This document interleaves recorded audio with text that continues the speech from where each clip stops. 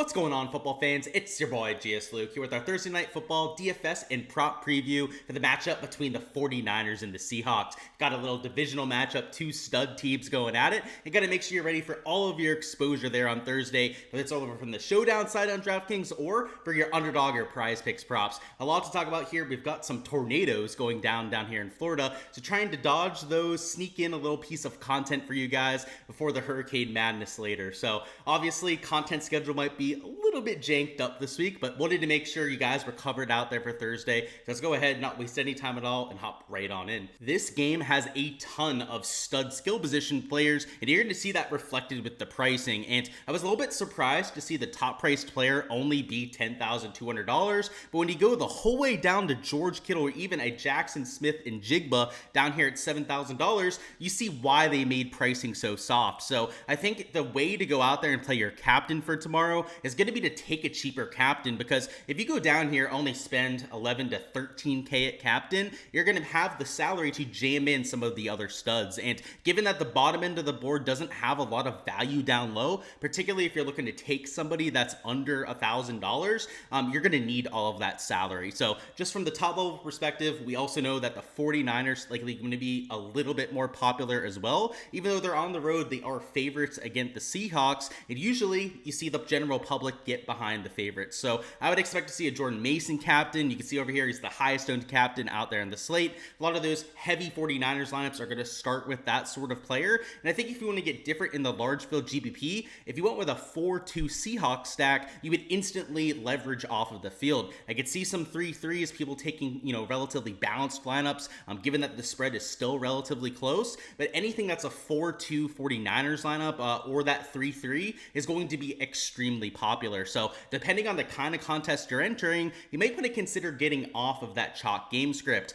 Personally, large field GPPs, I won't be playing any of those 4-2 49ers. I might sneak in a few 3-3s, as I think that's a pretty viable build out there for tomorrow. But those 4-2 Seahawks stacks are really where I'm going to try and leverage against the rest of the field. And considering that the Seahawks have had a fantastic start to the year, they're also the home team with one of the biggest home field advantages in all of the NFL. I don't think it's all that crazy to assume that they maybe get the job done. So you're going to see that with my exposure. Now let's go player by player, give you an idea of how I'm approaching this kind of slate. So Jordan Mason up top, as previously mentioned, the most expensive player that you have to choose from, but the projection makes him worthy of that kind of price tag. You can see just under a 2x points per dollar value there, and though the ownership is inflated, I kind of get it to some extent. So I would say if you're playing Jordan Mason, just make sure you're doing it properly. Usually that would mean you're playing more of a 49ers heavy lineup. So if I was going to use Jordan Mason, it's more than likely going to be in a single entry or a cash kind of build, as opposed to what I'd have in GPPs, because as we've already mentioned, that is going to be the much chalkier side going out there and stacking the 49ers, which is why I probably won't have as much of them in GPPs. It's not that I don't believe in the projection. You can see my numbers have them as an excellent play. It's just that from the game theory perspective, it's going to take away a lot of your EV there.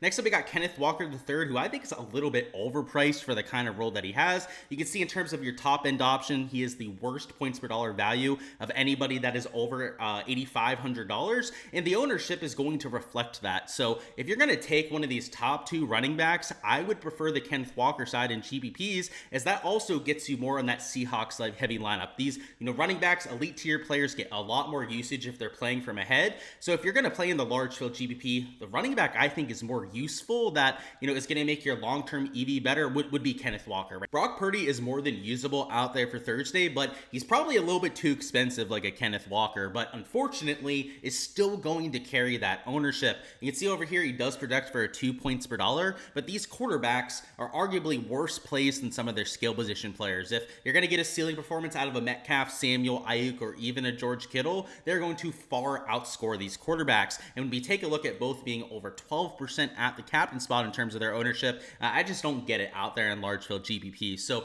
this is also why I think that that 3-3 stack is going to be so popular, because both are over the 60% ownership mark, and a lot of lineups are going to have at least one quarterback. And if there's something that you guys can pay attention to out there with lineup construction, our lineups that are built with both quarterbacks included are almost always 3-3 lineups. So I think that that's going to be the other piece of chalk that you see out there in GPPs, are people either slightly stacking towards the 49ers or that are taking this double quarterback approach. Now, if I was playing in cash, single entry, smaller field stuff, I'm not opposed to that. As I mentioned before, I'm going to have some 3-3 lineups out there in my exposure. It's just that maybe I'm not going to do it with both quarterbacks, right? Maybe I just make it one of the two that I'm including that get slightly different compared to what you're going to see with the rest of the field.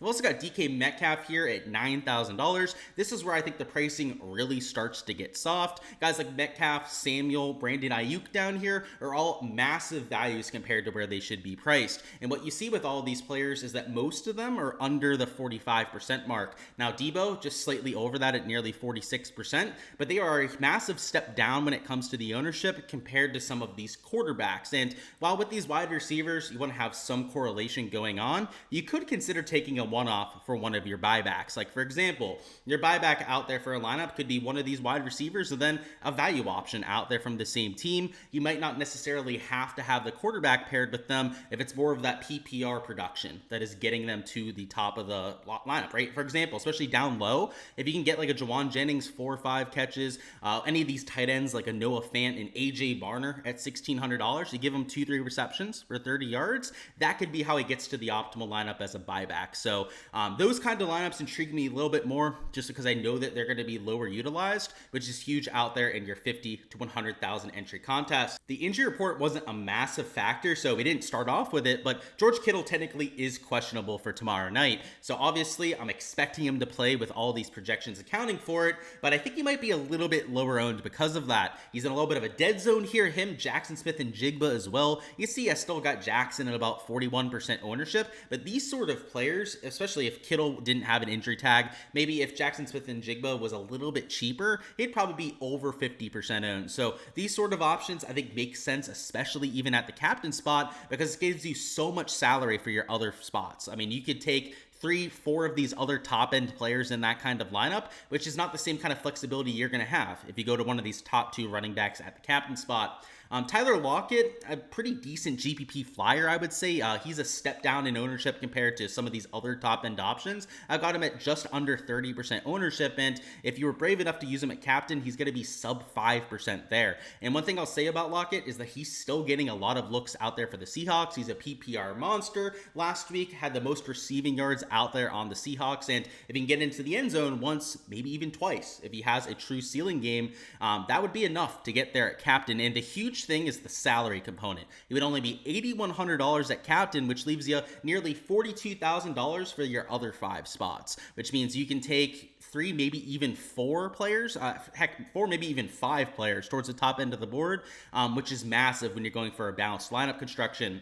Worth noting that Matthew Wright is starting at kicker for the 49ers this week, so Jake Moody has been rolled out, so make sure you're not playing Moody out there in any lineups. Jason Myers, a decent option out there for the Seahawks as well, but these kickers can really only be average plays at the very best. The defense is going to be low owned. You can see I've got the 49ers at sub 20%. I've got the Seahawks at sub 15% ownership, but they usually fish plays. They usually don't get there all that often. And if you're using them every single slate, you're probably losing money long term out there on that position. Jawan Jennings, the best value play by far down low, but also the highest owned value play down low. And I would expect this ownership number just to creep up as the week goes on. So if you're okay taking some ownership towards the bottom, maybe it is a single entry, a cash contest, something where you're not nearly worried about the game theory ownership, then maybe Jennings is the guy to take and just move on, figure out your value elsewhere, your differentiation elsewhere, I should say, because he's the best value of anyone that you have on the board. Outside of that, a Charbonnet is going to see some targets.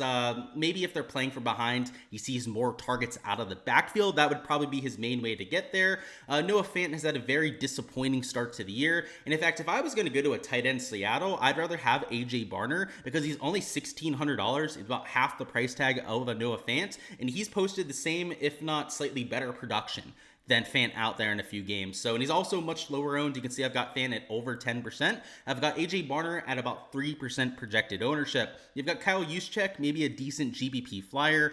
Used in gadget plays out there for the 49ers, especially with CMC out. You've seen a lot more usage out there for Kyle. So potentially could get into the end zone. If he falls into it, could get there that way. Jake Bobo, even though you have a stacked wide receiver core for the Seahawks, he is their number 4 wide receiver, but still seeing some snaps. So large field GPPs could potentially get there. And then that's probably where I draw the line. These other guys down here would have to have an absolute miracle to get to the optimal lineup. Whereas, and it'd still take a lot for a Bobo, a Juszczyk, a Barner to get to the optimal lineup, but they at least have a feasible avenue to get there. They at least have the snap share week in, week out to make something happen. A lot of these other players can't say that. So that's what I would say about the value down low. Make sure it's players that are actually getting onto the field. Again, Bobo, Juszczyk, Barner, probably my favorite options, but reality is I'd probably not want to go down that far. I'd rather, finish off a lineup with maybe a Jennings as my second to last man in. Maybe you're using a Charbonnet, one of these guys like a Barner, Juszczyk as your pure punt at the bottom.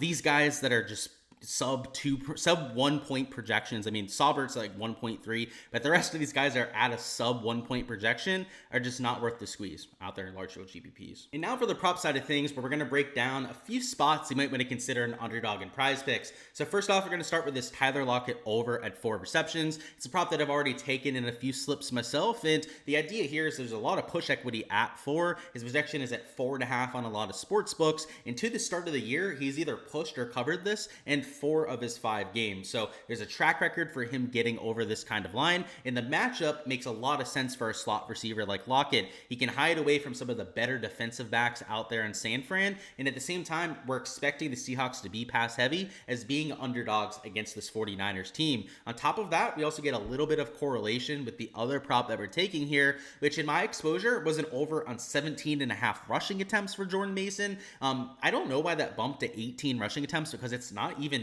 juice towards the over on any sports books. So there's a chance that they move that back from 18 to 17.5. If they do, I would rather take that. But this over on rushing yards makes plenty of sense as well. You've got a decent matchup against the Seahawks defense, and while they haven't been completely terrible against opposing rushing attacks, it's supposed to be a positive game script out there for the 49ers, and they have been amazing on the ground. I mean, their efficiency in yards per carry is the best of anyone in the league. I mean, Jordan Mason is just gashing people out there on seemingly every single game. And though last week was his worst performance by far, you'd have to expect them to get back to that identity. They have to win this game. It's a divisional game. It's going to mean quite a bit. And if the game script, the line out there from sports books ends up coming to fruition, right? Obviously expecting that the 49ers will win this game, then he's going to see an increase in usage. So that's why he really likes the over in 17.5 rushing attempts, which again, I'm a little bit surprised that it got bumped up to 18. I guess they're really respecting my action out there on these books. But if that ends up bumping back, take that. That would be my first option. Second option, which is still a pretty decent lean as well, would be this over on rushing yards.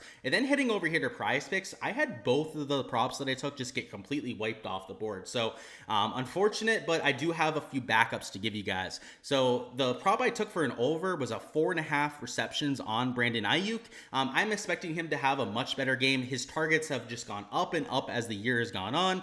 And in this matchup, it should be a pretty decent one out there for the wide receivers on the 49ers. While I do expect them to try and run the ball out there with the Jordan Mason, they're going to have to get that lead somehow. And Ayuk has started to get more and more of that snap share, more and more of that usage share out there on the 49ers. And it makes sense that he would start a little bit slow this year. He was coming in with not as much practice, not as much familiarity, chemistry with the offense, with the holdout situation that he had going on. So a lot of people, myself included, expected him to look a little bit shaky early on, but he has started to look like the Brandon Ayuk of old. And if I gave you a 4.5 reception line last year, you would have been hammering that over, and he saw that reflected on the sportsbook odds. He was like minus 130 to minus 140 over. So that's why I took that. Can't take that now, though. It's not on the board. If they repost it, by all means, right? I would get to that first. It's the prop that I actually used in my exposure. I do like this over on receiving yards, though. So if he's going to get to 5+ receptions, which is what I need to hit the prop I entered myself, this is a guy who averages over 14 yards per catch. He's explosive after the catch,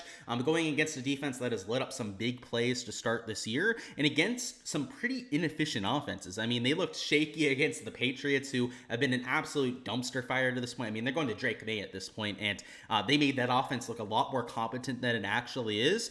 Brandon Ayuk should go out there and cook. So I like the fact that he's going to play on the outside. He might not have to deal with Christian Gonzalez as much. He's an absolute demon on the defensive side for the Patriots.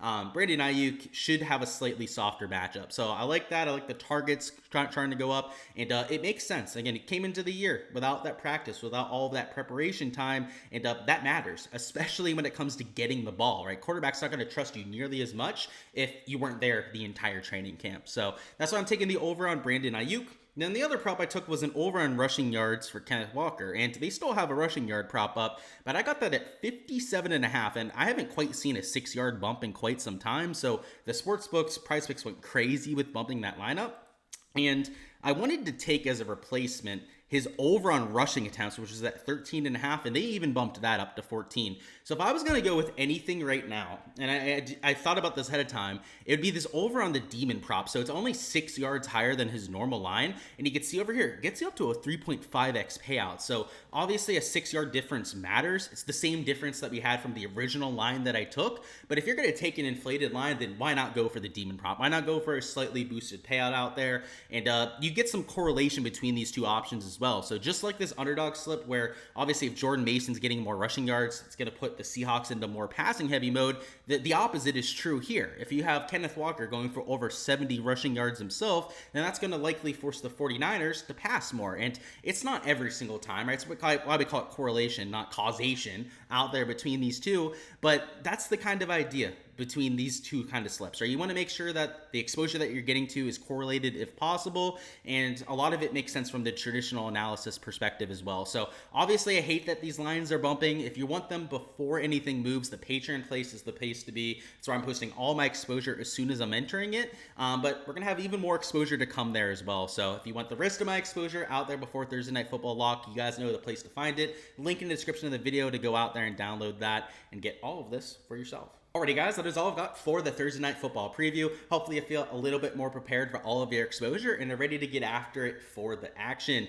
I appreciate your support here. Smash the like button if you guys haven't already. Also subscribe to the channel so you don't miss any of the content to come, including our main slate preview, our Monday Night Football preview out there for next week, and the rest of the football schedule. We've also got some golf this week, so some Showdown live streams, weather permitting down here in Florida, and a lot of action to get to. So it's a fun one, great time to be a sports fan over here. For a chance to earn a free month on my Patreon page, by the way, go ahead, give me your top scorer out there for Thursday Night Football. If you can get the top scorer as well as their projection within 2 points, you will win a free month on my Patreon page. That, of course, is where you can get all the prop slips I was mentioning before over there for Underdog and Prize Picks, as well as all the Showdown sheets that you see throughout my videos. That includes my projections, player pool stack notes for every single slate. And if you want to join now, you don't want to earn it via the giveaway, which is pretty tough, right? You got to get the score and the score within 2 points. Then check out the link in the description of the video. So that's all I've got, guys. Appreciate your support here on the channel as per usual. Let's have ourselves a night, and everyone stay safe down there in Florida. Hopefully it's not going to hit you guys directly or anything. It's not going to hit us directly down here, but